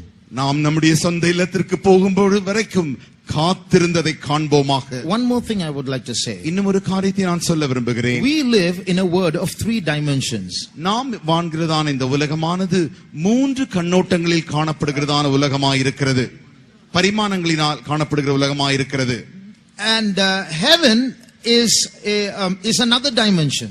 பரலோகம் என்பது வேறொரு பரிமாணத்தால் காணப்பட வேண்டியவை. That's why we don't see it. ஆகையினால் தான் நம்மால் அதை காணக்கூடாமல் இருக்கிறது. If you turn to Acts chapter 1, அப்போஸ்தல நடபடிகள் 1ஆம் அதிகாரத்திற்கு உடைய வேதத்தை திருப்பும் பொழுது, when Jesus entered into heaven from earth, பூமியிலிருந்து இயேசுவானவர் பரமண்டலங்களுக்கு ஏறி சென்ற பின்பு, read verse 9. 9ஆம் வசனம். இவைகளை அவர் சொன்ன பின்பு அவர்கள் பார்த்து கொண்டிருக்கையில் உயர எடுத்துக்கொள்ளப்பட்டார். அவர்கள் கண்களுக்கு மறைவாக ஒரு மேகம் அவரை எடுத்துக்கொண்டது. And when he had spoken these things, while they beheld, he was taken up, and a cloud received him out of their sight. So here we see they saw him ascending into heaven. Suddenly a cloud came and then received him, and then he disappeared. அவர் அப்படி சென்று கொண்டிருந்த பொழுது அவர்கள் பார்த்து கொண்டிருக்கையில் அவர் உயர எடுத்துக் கொள்ளப்பட்டார். அவர்கள் கண்களுக்கு முன்பாக மறைவாக ஒரு மேகம் வந்து அப்படி மறைத்து அவரை எடுத்துக்கொண்டது. So the cloud was a portal, a door into the other dimension. ஆகையினாலே இந்த மேகமானது அந்த மற்ற பரிமாணத்தின் அந்த திறவு கதவாய் இருக்கிறது. Now, what I'm going to tell you is not doctrine or truth. I'm just giving you food for thought. நான் சொல்லுகிற இந்த காரியமானது உபதேசமோ சத்தியமோ அல்ல, உங்களுடைய சிந்தனைக்கு உணவாய் தர விரும்புகிறேன். What if there are more than 4 dimensions? 4 பரிமாணங்களுக்கும் அதிகமாய் இருக்குமே ஆகில் என்ன நடக்கும்? There might be more than 4 dimensions. 4 பரிமாணங்களுக்கு மேலாக காணப்படலாம். There is a theory called string theory where they say there are 10 dimensions in the universe. String theory என்கிறதான ஒரு string theory என்கிறதான ஒரு தத்துவம் உண்டு. அதிலே 10 பரிமாணங்களுக்கு மேலாக இருக்கிறது என்று அவர்கள் சொல்லுகிறார்கள். 10 dimensions. 10 பரிமாணங்கள். So suppose there is a fourth dimension உதாரணமாக நான்காம் பரிமாணம் இருக்குமே ஆகில் where you disappear from the third dimension நீங்கள் இந்த மூன்றாவது பரிமாணத்திலிருந்து மறைந்து போகும் பொழுது and enter into the fourth dimension. நான்காவது பரிமாணத்திற்குள் பிரவேசித்து Suppose there's a fifth dimension. அங்கே ஒரு ஐந்தாவது பரிமாணம் இருக்குமே ஆகில் You disappear from the fourth dimension and enter into the fifth நீங்கள் dimension. நான்காவது பரிமாணத்திலிருந்து மறைந்து ஐந்தாவது பரிமாணத்திற்குள்ளாய் செல்கிறீர்கள். Suppose there's another sixth dimension where you disappear from the fifth and enter into the sixth. ஆறாவது பரிமாணம் இருக்குமே ஆகில் ஐந்தாவது பரிமாணத்தில் நீங்கள் மறைந்து இப்பொழுது ஆறாவது பரிமாணத்திற்குள்ளாய் பிரவேசிக்கிறீர்கள். Maybe entering into new earth, new heaven, new Jerusalem and Zion might be entering it from one dimension into another. ஒருவேளை நீங்கள் புதிய வானம், புதிய பூமி, புதிய எருசலேம், சியோன் என்கிறதான இடத்திற்கு ஒரு பரிமாணத்திற்கு மறு பரிமாணத்திற்கு அப்படி மறைந்து மாறி போகிறதா இருக்கலாம். And every dimension you enter in and look in it, so beautiful, so new, everything has to be redefined. ஒவ்வொரு பரிமாணத்திற்குள்ளாய் பிரவேசிக்க எல்லாமே மிக அழகாக மிக புதிதாய் காணப்படும். வார்த்தைகளால் சொல்லவே முடியாது. We cannot say things for sure, but one thing Jesus said, one thing the Bible says, what God has prepared for us, this heart has not imagined. ஆனால் இது நிச்சயம் என்று நாங்கள் சொல்ல நிச்சயமாய் உங்களுக்கு நான் நிரூபிக்க முடியாமல் போனாலும் தேவன் தம்முடைய வாசனத்தினால் சொல்லி இருக்கிற காரியம் என்னவென்றால் தேவன் தம்மில் அன்பு கூறுவர்களுக்கு ஆயத்தம் பண்ணினவர்களை அவைகள் ஒன்றும் கூட இருதயத்தில் கூட அவர்களுக்கு தோன்றவில்லை. So what is in heaven is beyond human imagination. ஆகையினாலே பரலோகத்தில் இருக்கிற காரியங்கள் மனிதனுடைய சிந்தைக்கும் அப்பாற்பட்டதாய் இருக்கிறது. When we go to heaven, நாம் பரலோகத்திற்கு போன பின்பு and we will look around heaven, நாம் பரலோகத்தை சுற்றி பார்க்கும் பொழுது I don't think we'll do much talking. நான் நினைக்கிறேன் அங்கே போய் நாம் அதிகமாய் பேச போகிறதில்லை. Because what we see will overwhelm us so much that we won't have words to say for the first few thousand years. நான் என்ன நினைக்கிறேன் என்றால் பரலோகத்திலே போய் நாம் அந்த பார்க்கிற மாத்திரத்தில் அந்த காரியங்களின் ஆச்சரியங்களும் அதிசயங்கள் யாவும் அப்படியே நம்மை திகைத்து போக வைத்து ஆயிரக்கணக்கான ஆண்டுகள் வார்த்தைகளாலே நாம் பேச முடியாத அளவிற்கு அப்படியே திகைக்க போகிறோம். This being so, அப்படி என்றால் how do we get to heaven? நாம் பரலோகத்திற்கு எப்படி செல்ல முடியும்? What religion do we follow to get to heaven? பரலோகத்திற்கு செல்லும்படி நாம் எந்த மதத்தை பின்பற்றுவது? I told you a little while ago that all our goodness is not good enough to get to heaven. நான் ஏற்கனவே உங்களுக்கு சொன்னேன் நம்முடைய நன்மைகள் யாவும் பரலோகத்திற்கு செல்லக்கூடிய அந்த தகுதியுள்ள நன்மைகளே அல்ல. I read a saying a few months ago. கொஞ்ச மாதங்களுக்கு முன்பாக இப்படி சொன்னதை நான் என்னுடைய காதினால் கேட்டிருக்கிறேன். I read. நான் வாசித்திருக்கிறேன். If you think that a particular person is so good that he'll surely go to heaven, நீங்கள் ஒருவேளை ஒரு குறிப்பிட்ட நபர் இவர் மிகவும் நல்லவர் பரலோகத்திற்கு செல்லுவார் என்று நினைப்பீர்களே ஆனால் you don't know sin. உங்களுக்கு பாவம் என்ன என்றே தெரியவில்லை.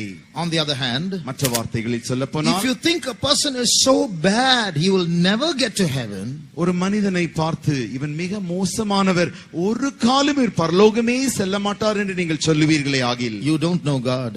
உங்களுக்கு தேவன் யார் என்றே தெரியவில்லை. So some of the goodness that we think is not good enough for heaven, some of the badness which we think disqualifies us can be swallowed up by the goodness of God. நாம் நினைக்கிறோம் இதெல்லாம் நல்ல காரியங்கள் நன்மைகள் என்று நினைக்கிறோமே, இந்த நன்மைகள் யாவும் பரலோகத்திற்கு செல்லக்கூடிய அளவிற்கு நன்மைகளே அல்ல. நாம் நினைக்கிறோமே இவைகள் எல்லாம் தீயவைகள் மோசமானவைகள் நினைக்கிறோமே, தேவனுடைய நன்மைகளாலே இந்த தீயவைகள் விழுங்கப்பட்டு விடுகின்றன. So finally you see a stairway there leading to a place beyond the clouds. கடைசியாக நீங்கள் எங்கே நிற்கிறீர்கள்? அந்த மேகத்திற்கு அப்பாய் நிற்கிறதான அந்த இடத்தில் நிற்கிறீர்கள். No, you find a stairway there reaching beyond the clouds. You find a staircase. நீங்கள் போகிறதான அந்த மேகத்திற்கு அப்பாற்பட்ட இடத்தில் வாசற்படிகளை காண்கிறீர்கள். What is that stairway in real life? அந்த படிகள், அந்த படியின் வழி என்ன காட்டுகிறது? Not a religion. அது மதத்தை அல்ல. Not a philosophy. அது ஒரு தத்துவத்தையும் அல்ல. No religion in this world can take us to heaven. இந்த உலகத்தில் காணப்படுகிற எந்த மதமும் நம்மை பரலோகத்திற்கு எடுத்து செல்ல முடியாது. The Bible says even Christianity will not take a person to heaven. வேதமும் சொல்லுகிறது கிறிஸ்தவ மதமும் கூட மனிதனை பரலோகத்திற்கு எடுத்து செல்ல முடியாது. The way to heaven is not a set of teachings. The way to heaven is a person. பரலோகத்திற்கு செல்லக்கூடிய வழி என்பது ஏதோ ஒரு போதனைகளினால் அல்ல, அது ஒரு நபரினால் மாத்திரமே. It's not by following a set of rules. It's a person who takes us to heaven. சட்ட திட்டங்களை பின்பற்றுவதினாலே பரலோகத்திற்கு சென்று விட முடியாது. ஒரு நபரினாலே மாத்திரமே பரலோகத்திற்கு செல்ல முடியும். Jesus said, I am the way to heaven. இயேசு சொன்னார், நானே பரலோகத்திற்கு வழியாயிருக்கிறேன். He didn't say, I show the way to heaven. He said, I am the way to heaven. இயேசு நான் உனக்கு பரலோகத்திற்கு வழியை காட்டுகிறேன் என்று சொல்லவில்லை.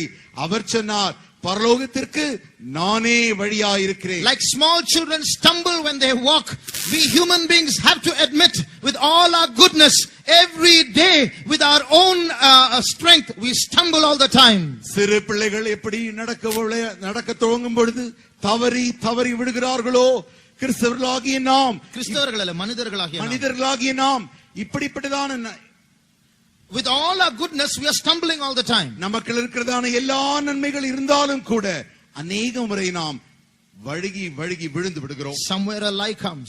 திடீரென்று ஒரு பொய் வந்து விடுகிறது. Somewhere our short temper is expressed. திடீரென்று நம்முடைய கடுங்கோபம் வந்து விடுகிறது. Somewhere a lustful emotion proceeds. திடீரென்று நமக்குள்ளே இச்சை புறப்பட்டு வந்து விடுகிறது. So some way or the other we are stumbling all the time. எங்கேயோ ஒரு இடத்தில் எப்பொழுதுமே நாம் தவறி விழுந்து கொண்டே இருக்கிறோம். Anyone here who can say from my birth till today I have never done anything wrong, put up your hands. இங்கு யாராகிலும் ஒருவர் என்னுடைய பிறப்பிலிருந்து இந்நாள் வரைக்கும் நான் தவறே செய்ததில்லை என்று சொன்னால் உங்களுடைய கரத்தை உயர்த்துங்கள். If you lift up your hands, that also will be a wrong. நீங்கள் அப்படி தவறி கையை உயர்த்தி விட்டால் அதுவே தவறாய் மாறிவிடும். So we are all human beings. நாம் எல்லாரும் மனிதர்களே. We all make mistakes all the time. நாம் எப்பொழுதுமே தவறுகளை செய்து கொண்டுதான் இருக்கிறோம். As a preacher I can't lift you up because I myself make mistakes. நான் ஒரு பிரசங்கியாக நான் உங்களை தூக்கி விட முடியாது, ஏனென்றால் நானே சில தவறுகளை செய்து விடுகிறேன். As a human being, if I try to lift you up, I'll fall down with you. நான் ஒரு மனிதனாக உங்களை தூக்க முயற்சிக்கும் பொழுது உங்களோடு கூட நானும் விழுந்து விடுவேன். So to lift us up we need someone who has never committed any sin. நம்மை உயர்த்தும்படியாக தூக்கும்படியாக பாவமே செய்யாத ஒருவர் அவசியமாயிருக்கிறார். And we need that someone who has never committed any sin to be strong enough to lift up anyone who comes with sin, to lift that man up. எந்த மனிதனும் பாவத்தோடு கூட அவரிடத்தில் வருவாரேயாகில் அந்த மனிதனை தூக்கும்படியாக அப்படி பாவமில்லாத பலமுள்ள ஒரு நபர் அவசியம். He should be able to lift up all mankind. If all mankind comes to him and says, save me, முழு மனித குலமும் அவரிடத்தில் வந்து எங்களை இரட்சியும் என்று சொல்லும் பொழுது முழு மனித குலத்தையும் தூக்கக்கூடிய பலனுள்ளவராக இருக்க வேண்டும். Not only that, அது மாத்திரமல்ல, that man who has never sinned, பாவமே செய்யாத அந்த நபர், that man who has the capacity to lift up anyone who comes to him, அவரிடத்தில் வருகிற எவரையும் தூக்கக்கூடிய அந்த மனிதர் must also bear the punishment of all the sins that a man has already committed till then. அதுவரைக்கும் மனிதன் செய்ததான பாவத்திற்கிய தண்டனையை அந்த தூக்கக்கூடிய நபர் அனுபவிக்க வேண்டும். All this is fulfilled only in one person in this entire universe. இந்த முழு அண்ட சராசரத்திலும் இப்படிப்பட்ட சொல்லப்பட்ட சகல காரியங்களையும் ஒரே ஒருவர் மாத்திரமே அது அவர் மூலமாய் சாத்தியம். Can anyone say loudly, who is that? சத்தமாக நீங்கள் அது யார் என்று சொல்ல முடியுமோ? Hallelujah! Hallelujah! Jesus is the way to heaven. இயேசு மாத்திரமே பரலோகத்திற்கு வழியாய் இருக்கிறார். We don't want to mince words and please anyone. நாங்கள் ஏதோ வார்த்தைகளை நன்றாக சொல்லி உங்களை பிரியப்படுத்த விரும்பவில்லை. But the Bible says, I want to tell you what the Bible says, whether you like it or not. The Bible says there is no other name under heaven whereby we might be saved other than the name of Jesus. இயேசு என்ற நாமம் அல்லாமல் உங்களை நம்மை இரட்சிக்கும்படிக்கு இந்த முழு அண்ட சராசரத்திலும் வானத்தின் கீழே வேறு ஒரு நாமம் இல்லை என்று சொல்லி உங்களுக்கு வேதம் பிடிக்கிறதோ இல்லையோ இந்த வேதம் அதை சொல்லுகிறது. So if you want to go to heaven, நீங்கள் பரலோகத்திற்கு போக விரும்பினால் it's not enough to be good. நல்லவராய் இருந்தால் போதாது. Because we can't be good. நம்மால் நல்லவராய் இருக்க முடியாது. But we have Jesus who can make us good. நம்மை நல்லவராய் மாற்றக்கூடிய இயேசு நமக்கு உண்டு. This evening, if there's anyone who can come to Jesus and say, Jesus, save me, இந்த மாலை வேளையில் யாராகிலும் ஒருவர் ஓடி வந்து இயேசுவினிடத்தில் இயேசுவே என்னை இரட்சியும் என்று நீங்கள் சொல்லுவீர்களே ஆகில், then that Jesus will come and give you the strength to be a good person. நீ ஒரு நல்ல மனிதனாய் இருக்கும்படிக்கு தேவையான பலனை அந்த இயேசு உனக்கு தருவார். You know, when he hung on the cross 2000 years ago, 2000 ஆண்டுகளுக்கு முன்பு அவர் சிலுவையில் தொங்கிக் கொண்டிருந்த பொழுது we might think that he was a coward. அவர் ஒரு கோழை என்று நாம் நினைத்தோம். Some people say, you say Jesus is God, why did he allow himself to get killed? சிலர் சொல்லுவார்கள், நீங்கள் இயேசுவை தேவன் என்று சொல்லுகிறீர்கள், அப்படி இருக்கும் பட்சத்தில் அவர் ஏன் தன்னை கொலை செய்யும்படி அப்படியே அனுமதித்தார்? You think he couldn't have escaped? தப்பித்துக் கொள்ள அவரால் முடியாதா என்ன? You think he was defeated at that time? அந்த வேளையில் அவர் தோற்று போனாரா என்ன? If he wanted to, from his crucified state, he could have come right down and settled down on the ground. அப்படி செய்ய வேண்டும் என்றிருந்தால் அந்த சிலுவையில் அறையப்பட்ட அந்த வேளையில் தானே அவன் நேராய் வந்து காரியங்களை செய்திருக்க முடியும். If he wanted to do magic, he would have done magic. அங்கே அவர் ஒரு மந்திரத்தை வித்தை செய்திருக்க வேண்டும் என்றால் வித்தையை செய்திருக்கலாம். As he hung on the cross, அப்படி அவர் சிலுவையில் தொங்கிக் கொண்டிருந்த பொழுது he could have said 1, 2, 3 and he would have just come there in front of the cross with the cross 5 feet behind him, still airborne and the nails inside him. வேண்டுமென்றால் 1, 2, 3 என்று சொன்ன மாத்திரத்தில் அப்படியே அந்த சிலுவை மரத்திலிருந்து ஒரு 5 அடி தூரத்திற்கு முன்பாக வந்து அப்படியே காற்றில் தொங்கிக் கொண்டு நின்று கொண்டிருக்கலாமே. Then again with another 1, 2, 3 all the nails would have come out another 5 feet in front of him. ஏன் 1, 2, 3 என்று சொன்ன மாத்திரத்தில் அந்த ஆணிகள் 5 அடி தூரத்தில் வந்து அப்படியே அந்தரங்கத்தில் நின்றிருக்கலாமே. He could have done that if he wanted to. வேண்டுமென்றால் அவர் செய்திருக்கலாம். But he didn't do it. அவர் அப்படி செய்யவில்லை. Why? ஏன்? He had to pay the penalty for all the sins that you and I committed till the day we came to know him.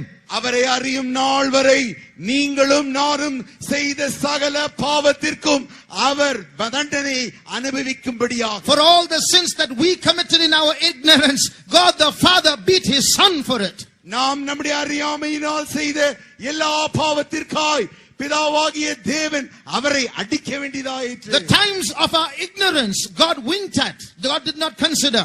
நம்முடைய அறியாமையின் காலத்தில் தேவன் அதை கண்டுகொள்ளவில்லை. But now he commands every man and everywhere to repent.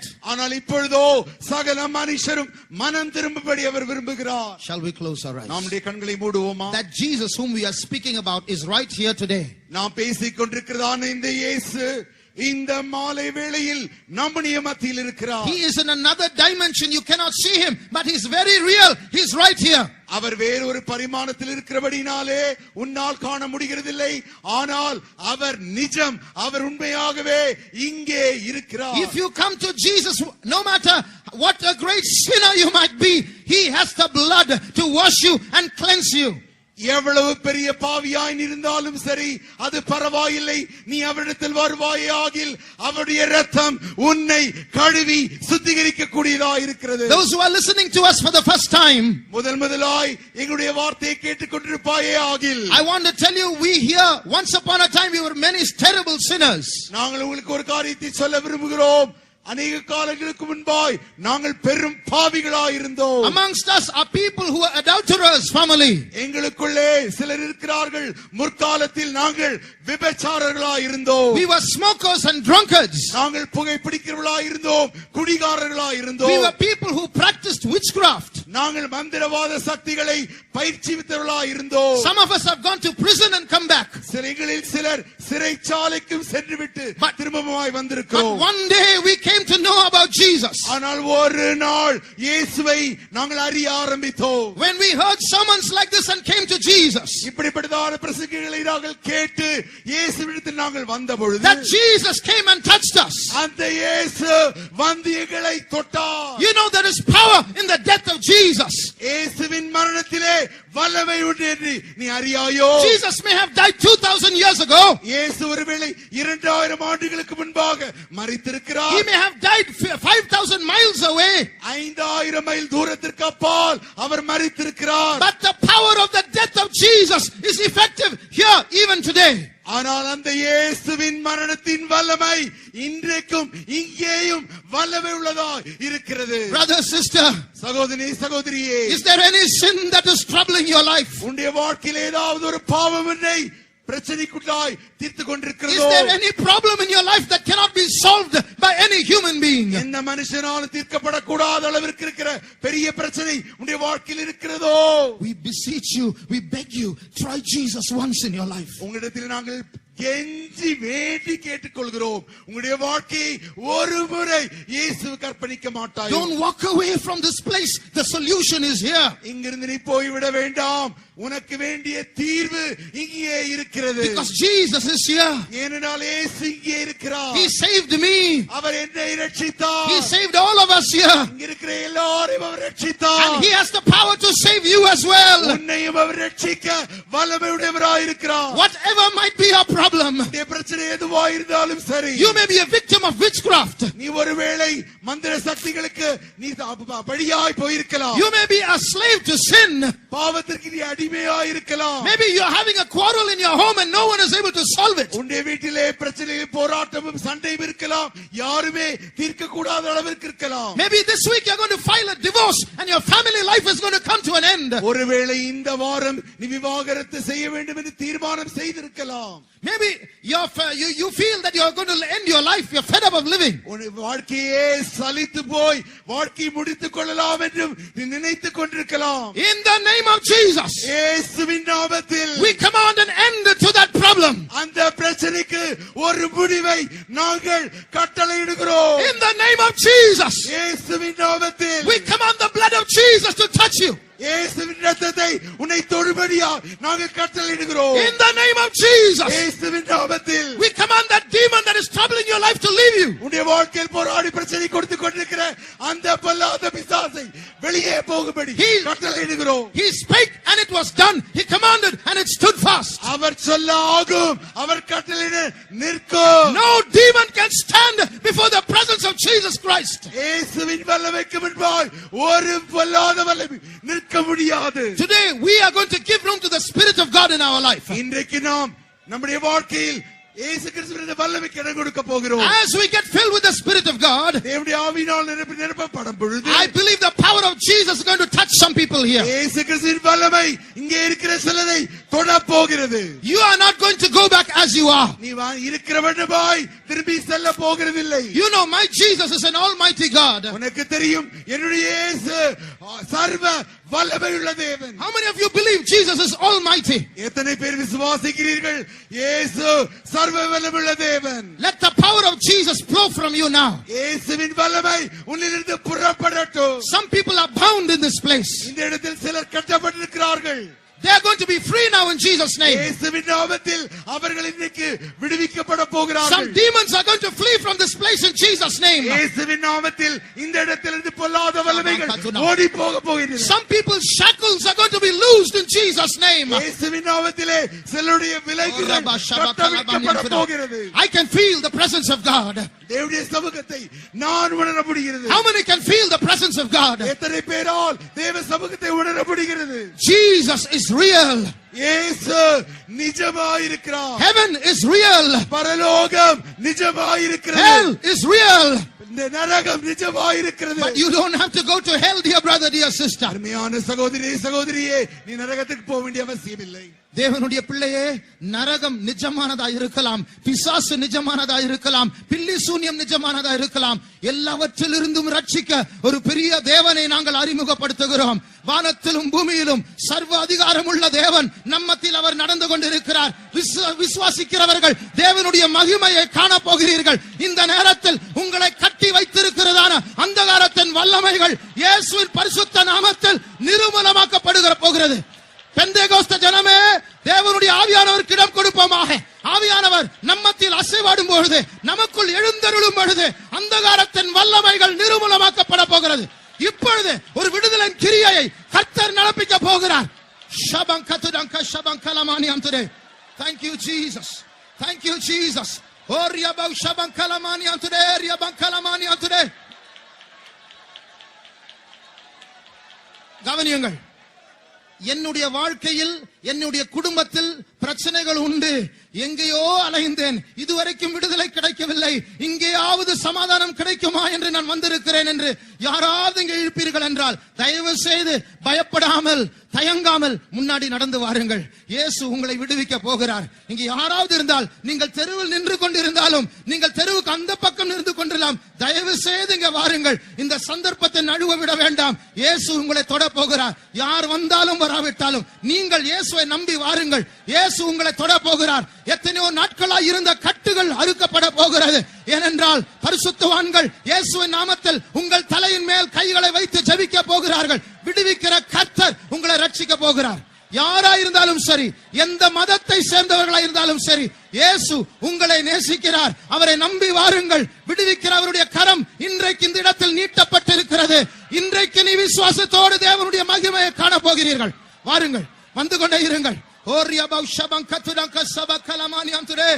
Thank you, Jesus. We praise, we praise, we praise you, Jesus. Thank you, Lord. We thank you, Jesus. We praise you, Lord. Thank you, Jesus. We praise, we praise, we praise you, Jesus. Thank you, Jesus. We praise you, Lord. Thank you, Lord. வாருங்கள், வாருங்கள், பயப்பட வேண்டாம். வந்து கொண்டு இருக்கிறார்கள். நீங்கள் யாரா இருந்தாலும் சரி, எப்படிப்பட்ட மதத்தை சேர்ந்தவர்களா இருந்தாலும் சரி, இயேசு உங்களை நேசிக்கிறார். இயேசு கிறிஸ்தவர்களை மாத்திரம் நேசிக்கிற தேவன் அல்ல, முழு உலகத்திற்காக, எல்லா மனுஷருக்காக அவர் ரத்தம் சிந்தினதான தேவன். அவரை நம்பி வாருங்கள். அவரை நம்பி வந்தால் வெட்கப்பட்டு போவதில்லை.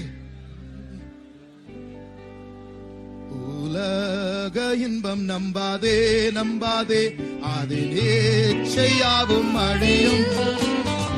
உன் ஜீவன் போகும் நாளிலே, நாளிலே காசும் கூட இயேசுராஜன் வருவார். இயேசுராஜன் வருவார். இன்னும் கொஞ்சம் நேரம் தான் மோட்சலோகம் சேர்ந்திடுவோம். இயேசுராஜன் வருவார். இன்னும் கொஞ்சம் நேரம் மோட்சலோகம் சேர்ந்திடுவோம். தேவன் வெள்ளம் ஓடுதே, ஓடுதே கல்வாரி மலைதனிலே. உன் பாவம் நீங்கி போகுமே, போகுமே அவசானம் செய்வதாலே. இயேசுராஜன் வருவார். இன்னும் கொஞ்சம் நேரம் தான் மோட்சலோகம். தேவ சபையே, கைகளை தட்டி ஆண்டவரை உயர்த்தி பாடுவோமாக. நாம் ஆண்டவரை உயர்த்த உயர்த்த அவருடைய வல்லமை இங்க ஜெபத்திற்கு வந்தா இருக்கிறதா ஜனங்களை தொட போகிறது. என்னையும் நேசர் ஏற்றுக்கொண்டாரே.